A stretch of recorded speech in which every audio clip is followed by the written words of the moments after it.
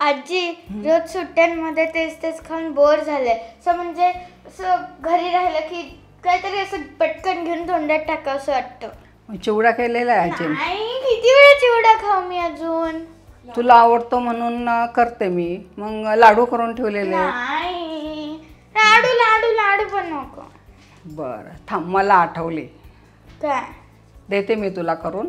थांब 5 ठीक मिनिटं. आहे. नमस्कार, मी मृण्मयी. नमस्ते, मी कल्पना. आमच्या या आजी नातीच्या किचन मध्ये तुम्हा सर्वांचं मनापासून स्वागत आणि शुभेच्छा. तुम्हाला जर रेसिपी आवडली असेल तर लाईक करा, शेअर करा आणि सबस्क्राईब करा. चला, आता हिच्यासाठी मी एक सिक्रेट काहीतरी म्हणलं, तिला चटपटीत खायला देते. तिला आता भूक लागली आहे. आता उन्हामुळे तिला जेवण जात नाही आहे. तर आता वाजले 4 आणि हिला काहीतरी चटपटीत खायचं आहे. तर आता हिला चटपटीत छान असं खायला देणार आहे करून.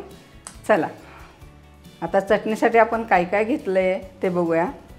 इथं घेतलं मी डाळ, कढीपत्ता आहे, हिरवी मिरचीचे 2-3 तुकडे, हा पुदिना आहे, हे आल्याचं 1-2 तुकडे घेतले आणि कोथिंबीर जास्त निवडली नाही, काड्यासुद्धा कोथिंबीर घेतली आहे. आता ह्याच्यात आपण काय पाणी टाकणार नाही, काही नाही, अशीच वाटणार आहे.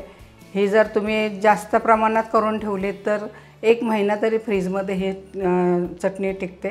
तुम्हाला जेव्हा लागेल तेव्हा ही चटणी करून आपण सगळी वेळ खाऊ शकतो. आधी आपण मिक्सरच्या भांड्यामध्ये हे डाळ बारीक करून घेऊ. हे डाळ आधी जर फिरवलं ना तर ह्याची छान पूड होते. आपण सगळं एकत्रच करणार आहे, पण आधी डाळ करून घेऊ. डाळ मिक्सरमधून फिरून घेऊ. ह्याला काय वेळ लागत नाही, 5 मिनटात डाळ.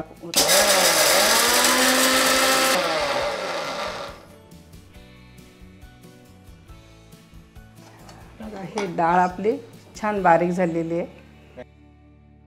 आता हे सगळं आपण साहित्य घालणार आहे. मिरची, पुदिना, आल्याचा तुकडा आणि कोथिंबीर. आता हे आपलं झालं टाकून. आता ह्याच्यात टाकणार आहे धनेपूड, थोडी जिरेपूड, हा चाट मसाला आहे, थोडी आमचूर पावडर आहे आणि आता आपण मीठ घालू. पाण्याचा वापर अजिबात करायचा नाही आहे. अशी छान सुकी चटणी तयार होते. चला, ही आपली चटणी एकदम बारीक झालेली आहे. आपण अजिबात पाण्याचा वापर केला नाही आहे. वास बापरे, रंग पण एकदम सुरेख आलेला आहे. आमचूर पावडर आहे, चाट मसाला आहे, एकदम सगळ्यांचा असा खमंग सुवास सुटला आहे. चला, आता ही चटणी आपली झाली आहे. आपण काढून घेऊ ही चटणी. काय सुंदर दिसते बघा, रंग वगैरे किती छान आलेला आहे. आता तू म्हणले आजी मला काहीतरी चटपटीत खायला दे. तो आता हे चटपटीत मी नसतानाही तो हाताने करून खाशील, त्याच्यासाठी ही स्पेशल चटणी करून ठेवली. ही तुला महिनाभर पुरेल. आजी घरात नसली तरी तू केव्हाही ते करून खाऊ शकते. आता बघेलच कशी करते. हा बघ ना, आता मी तुला भेळ कशी करून देते. असे मुरमुरे घ्यायचे. आजी खूप कर, म्हणजे मला नंतर करायची गरज नाही. आता ह्या मुरमुऱ्यावर थोडंसं मीठ टाकून घ्यायचं, थोडंसं लाल तिखट. याच्यात आपण फरसाण घालू. मुरमुरे टाकले, आता त्यात थोडंसं चवीला मीठ आणि लाल तिखट टाकले. आता हे आपण मिक्स करून घेऊया. मग बाकीचे हे नॉर्मल भेळसारखं दिसतं. हे नॉर्मल आहे. आता तू खा, मी दाखवते तुला. आता आपण टाकणार आहे हे सुकी चटणी केलेली, 2 चमचे टाक. 2. आता हे मिक्स करून घ्यायचं आहे.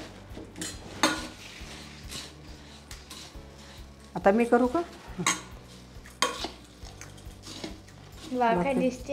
आणि वा बघ, अजून तर तयार झाली नाही तर कसा खमंग सुवास सुटला आहे भेळीचा त्या मसाल्यामुळं. अजून तर खूप घालायचं आहे ह्याच्यात. आता थोडे फुटाणे टाकणार आहे, थोडे बस. थोडे खारे शेंगदाणे टाक, थोडे फुटाणे टाकले तेवढेच. आता हे पुन्हा मिक्स करून घ्यायचे. असं मिक्स करत करत एक टाकले की मिक्स करायचं, म्हणजे ते सगळ्या मुरमुऱ्यांना लागतं, चव लागते. कांदा, टमॅटो पण टाक.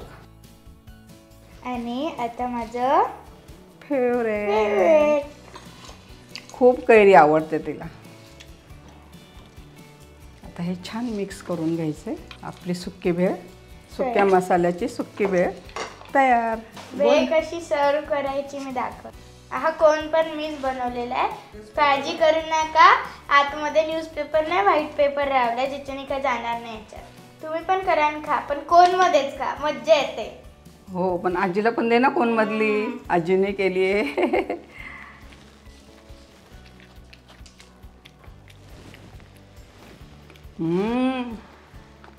मिळाली. आणि पुन्हा भेटूया असं चटपटीत नवीन नवीन पदार्थाबरोबर. तोपर्यंत संत तुकाराम महाराज म्हणतात, मन करा रे प्रसन्न सर्व सिद्धीचे कारण.